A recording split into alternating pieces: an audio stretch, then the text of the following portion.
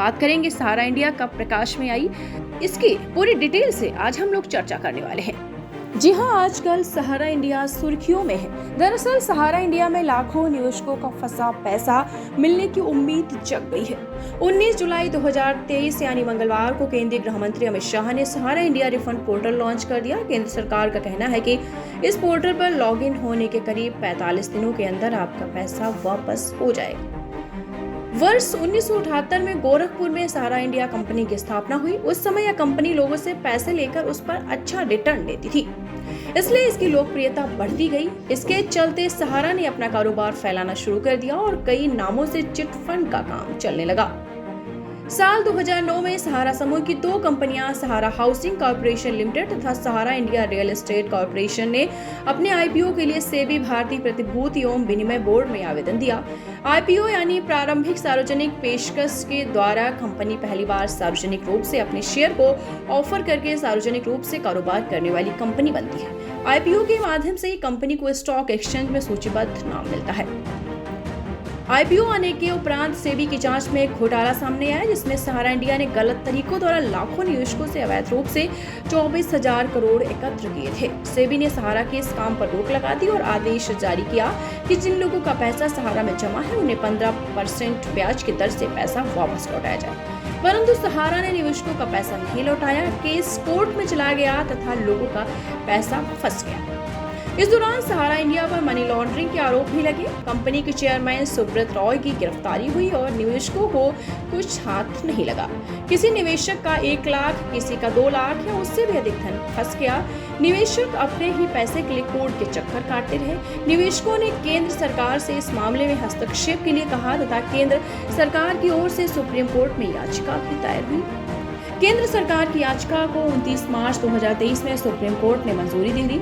इस याचिका में केंद्र सरकार ने निवेदन किया कि सहारा इंडिया में फंसे 24,000 करोड़ के फंड में से 5,000 करोड़ का फंड आवंटित किया जाए ताकि निराश निवेशकों को उनका फंड वापस किया जा सके।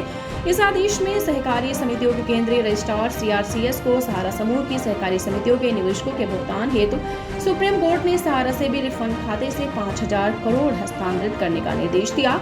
इस आदेश के उपरांत 19 जुलाई 2023 को केंद्र सरकार ने सहारा इंडिया के निवेशकों को पैसा वापसी के मद्देनजर सहारा रिफंड पोर्टल लॉन्च किया। सहारा इंडिया में बिहार, झारखंड, उत्तर प्रदेश व मध्य प्रदेश के लोगों ने ज्यादा निवेश किया है। कुछ लोग तो ऐसे भी हैं जिन्होंने अपने जीवन की पूरी कमाई सहारा इंडिया में लगा दी। केंद्र सरकार के सहारा इंडिया रिफंड पोर्टल लॉन्च के उपरांत लोगों को बहुत बड़ी राहत महसूस हुई है। कहते हैं कि अगर आपके मन में आशा है तो बहुत ही सपोर्टिव है और बहुत ही सकारात्मक सोच है आपके लिए, क्योंकि आशा नहीं है तो आपका जीवन बेकार है।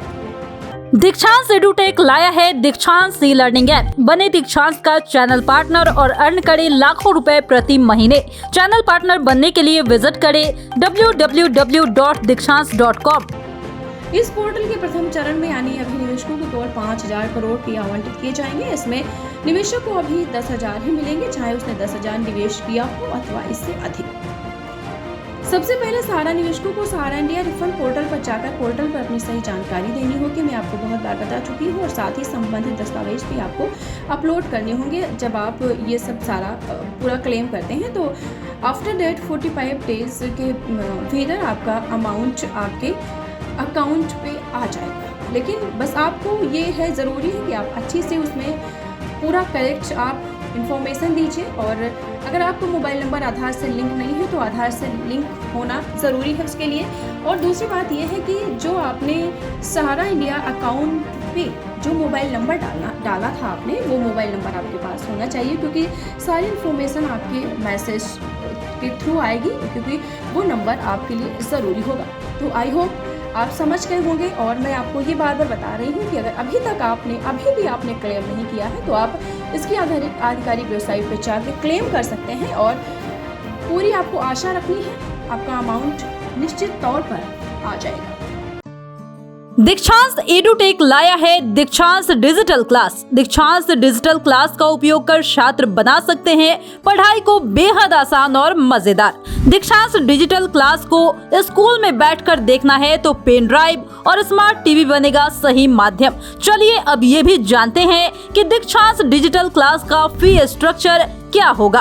नर्सरी से लेकर यूकेजी के लिए 7,000, नर्सरी से लेकर दूसरी कक्षा के लिए 12,000, नर्सरी से लेकर 5वीं तक के लिए 18,000, नर्सरी से लेकर 8वीं तक के लिए 24,000, नर्सरी से लेकर 10वीं तक के लिए 30,000। अगर आपको डेमो करना है तो उसके लिए आप दीक्षांत डिजिटल क्लास के YouTube चैनल को विजिट कर सकते हैं। हमारे YouTube चैनल को सब्सक्राइब और Facebook पेज को लाइक करना ना भूलें। धन्यवाद।